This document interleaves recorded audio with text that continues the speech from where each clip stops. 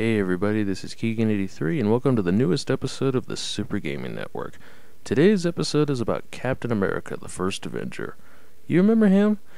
Well, to take a quick look back at what he's about, his alter ego is Steve Rogers, who was a private in the U.S. Army and was deemed unfit to even enlist into the Army. He volunteered for Project Rebirth, a secret military operation that would enhance the human being to perfection. He would later go on to become Captain America, who would also help America in the World War II efforts and even combat the lights of the Red Skull. For those who want to know more about Captain America, go take a peek at the Marvel comics. They sound pretty interesting, and even I haven't gotten around to looking at them. But I do know the story through watching some of the Marvel cartoons, so I at least have some idea about what's going on. Captain America is one of 3 Marvel franchises that's getting films this year. We already saw X-Men's First Class, and we also saw Thor before that. And like Thor, Captain America is getting his own video game to coincide his film being released on July 22nd. The game is called Captain America Super Soldier. It's being released 3 days before the film is released on July 19th. The game will be coming to all major consoles, including both DS and 3DS systems. The game is being published by Sega. What? Sega? Yes, everyone, Sega is publishing this game. While Sega has published and even developed internally a few Marvel games in the past, not really any of them have seen any major success. I mean, the original Iron Man game that they did saw pretty mediocre reviews, with Iron Man 2 performing even worse than that. There was also the Incredible Hulk, which, apparently did some decent things, but never really was a major success. And then there was Thor, God of Thunder, their most recent release, and I already heard about that reception, and that's another story to tell. This time Sega's turned into a new developer outside of their own studio, Next Level Games, a third-party developer and second-party developer in Nintendo's alumni in recent years. Next Level Games is responsible for creating the Mario Strikers games as well as the well-received reboot of the classic game Punch-Out!, which is on the Wii, and it's definitely a really good game to try out. But does Next Level have any experience making comic book games? The answer is yes. They actually have had a little bit of experience developing games for established franchises. They developed Spider-Man Friend or Foe that was released in 2007, though it wasn't an outstanding game by reception. It looked pretty decent. And they also, on a note here, made Transformers Cybertron Adventures, which was a Wii version of the Transformers War for Cybertron that was a really good game. Next Level's a really good company, but what's Super Soldier going to be like? Well, stay tuned and find out for some more details.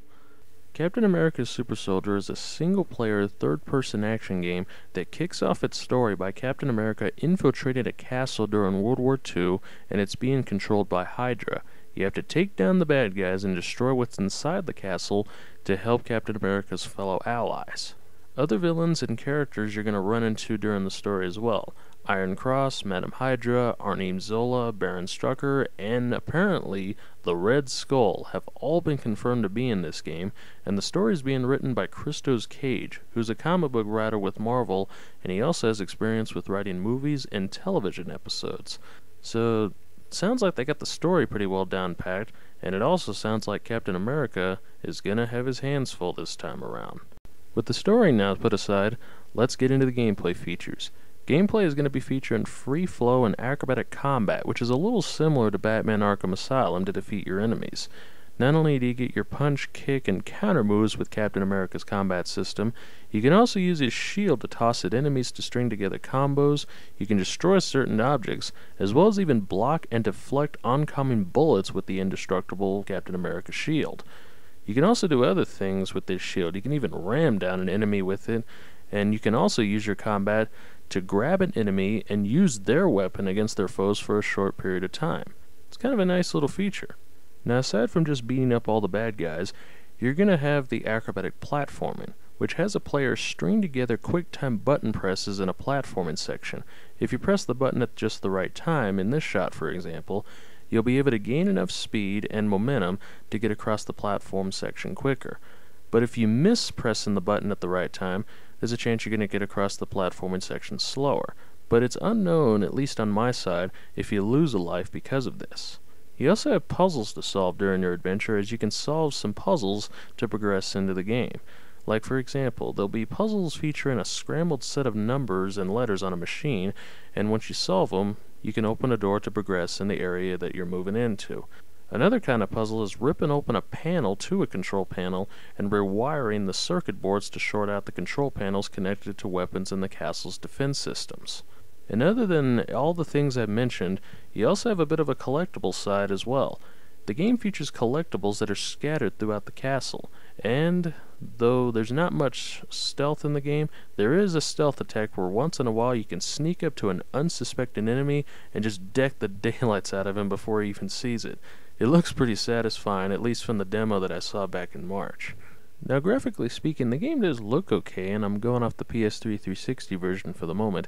The game looks decent, and it also looks like the quality of the backgrounds and art style have improved a little bit since I saw the game make its debut last year. Animation also looks pretty good, particularly in Captain America's character model. It animates well, both in combat and platforming. Plus, in terms of voice acting, Chris Evans, the actor who plays Captain America in the film, will be lending his voice and likeness to the game as well. Plus, on the HD versions, the game will be supporting 3D, just like the Green Lantern game. The Wii version is pretty different compared to the PS3 360 version. The graphical style looks more like a Saturday morning cartoon with Wii motion to help with combat and puzzle solving. And to accompany the different level designs, the platforming has been tweaked a little bit too. It doesn't feature any of the QuickTime button presses as you've seen in the HD versions, and you can just jump up wherever you like to go. It's a pretty traditional route, but it does make things easier, especially for the younger audience. Now, is there anything that can be improved upon the game before it gets released in July? Actually, yes. It's probably just me, and it's probably also just a couple of nitpicks. But I noticed the frame rate in past demos looking a little bit choppy, plus the animation of Captain America's jogging and ladder climbing animations. I found that to be a little bit awkward to me. Again, this is probably just a couple of nitpicks, and it doesn't affect me looking forward to this game. Yep, another game coin cut in a film I'm looking forward to. And like the Green Lantern game, I'm hoping for a good game that's fun to play. Just a good game with good quality once again. And this wraps up another episode in the Super Gaming Network series. As always, I hope you guys enjoyed it, and I'm Keegan83 of We Fell on a Tree. You guys have a good day, everybody.